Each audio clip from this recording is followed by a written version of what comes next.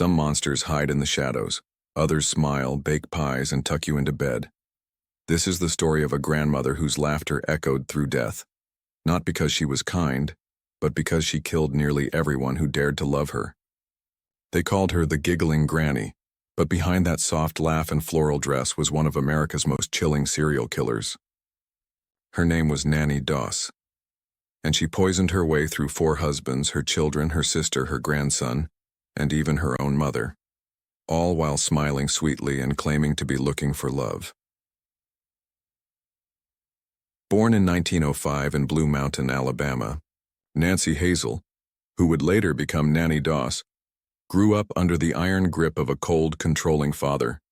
He didn't believe in school for girls. He didn't believe in joy. His daughters worked the fields while other children played. There were no friends, no freedom, just chores, silence, and discipline. But young Nannie found her escape in the pages of romantic magazines, dreamy love stories, ads for Lonely Hearts Clubs, pictures of smiling couples, and promises of happily ever afters. She would read them over and over, creating a world inside her mind where love conquered all, even the darkness. Then something strange happened. At the age of 7, during a train ride, Nannie hit her head hard on a metal bar when the train suddenly stopped. She blacked out. That moment, according to her, changed everything. Headaches, blackouts, mood swings. She would smile one minute, then fly into a cold silence the next. Maybe it was the trauma. Maybe it was something deeper. But something inside her had fractured, and it would take decades and many lives before anyone noticed. At 16, she escaped her father by marrying the first man who showed her attention, Charlie Braggs, a factory worker, shy, nervous, but most importantly, free from her father's rule. They married quickly and had 4 daughters in just a few years. But Nannie's dreams of love quickly turned into a nightmare. Charlie's mother moved in, cold, manipulative, and controlling. She never let Nannie out of her sight. Charlie was constantly drunk or absent. Nannie was trapped again, this time with crying babies, a cruel mother-in-law, and a husband who didn't love her. Then 2 of their daughters died, mysteriously, within weeks of each other. Doctors said it was food poisoning. It was the 1920s. Medical exams were limited. No one suspected foul play. No one, except Charlie. Scared for his own life and that of his surviving daughter, he fled, leaving Nannie behind. She didn't even chase him. She just smiled and started reading Lonely Hearts ads again. It wasn't long before she found another man, Frank Harrelson. Tall, charming, a bit older. They exchanged letters, met in person, and married within weeks. But Frank had secrets. He was a heavy drinker and a convicted felon. He had a violent temper. But Nannie had changed too. She now had patience and poison. Over the next few years, people around Nannie began to drop like flies. Her own mother came to stay with her and died within days. Then her sister Dovie, who was paralyzed, also passed away suddenly. No autopsies, no questions. Then in 1945, after years of emotional abuse, Frank raped Nannie during a drunken episode. She didn't argue. She didn't cry. The next morning, she served him a glass of whiskey laced with rat poison. He died slowly, painfully, and still, no one suspected her. 2 days after burying Frank, Nannie met husband number 3, Arlie Lanning.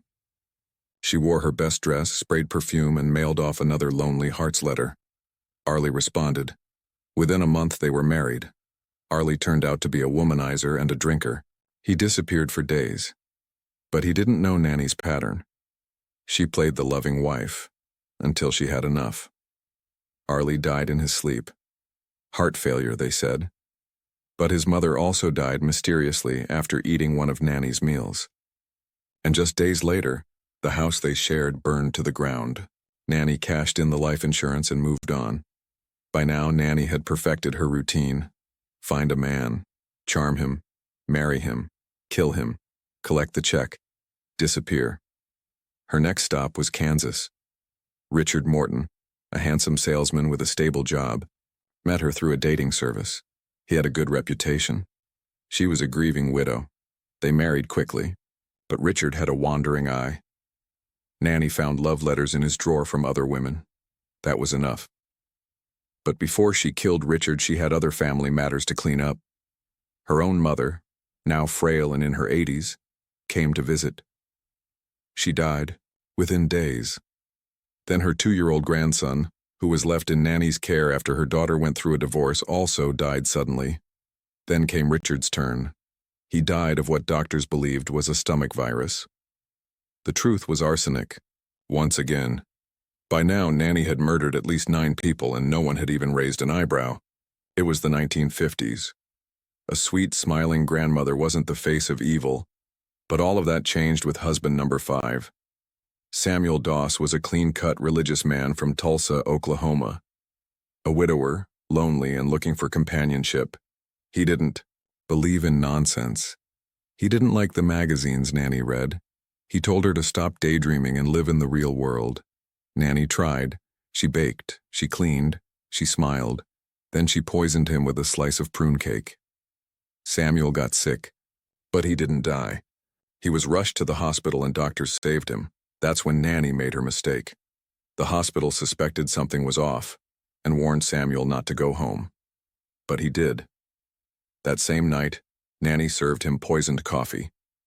This time, Samuel Doss died, but the doctors ordered an autopsy. They found enough arsenic in his body to kill 10 men. The police knocked on her door within days. Nannie opened the door, smiling. Her hair was curled. Her dress was ironed. And when they told her what they found, she laughed. Actually laughed. During her confession, she giggled her way through the deaths. She admitted to poisoning husbands, children, family members, even a grandson. When asked why, she shrugged and said, "I was looking for the perfect man. They just didn't meet my standards." The media called her the Giggling Granny. Some papers joked about her. Others were horrified. Psychologists studied her and found traits of narcissism, antisocial behavior, and possible brain damage from her childhood injury. But the public saw something even scarier. A woman who looked like their grandmother and killed without mercy. She was sentenced to life in prison for the murder of Samuel Doss. Prosecutors didn't even bother with the other murders. Nannie never showed remorse, never cried. She spent her days in prison reading romance magazines, giggling at cartoons, and chatting with guards. In 1965, she died of leukemia. Her final words? No one knows for sure. But they say she was smiling until the end. The story of Nannie Doss is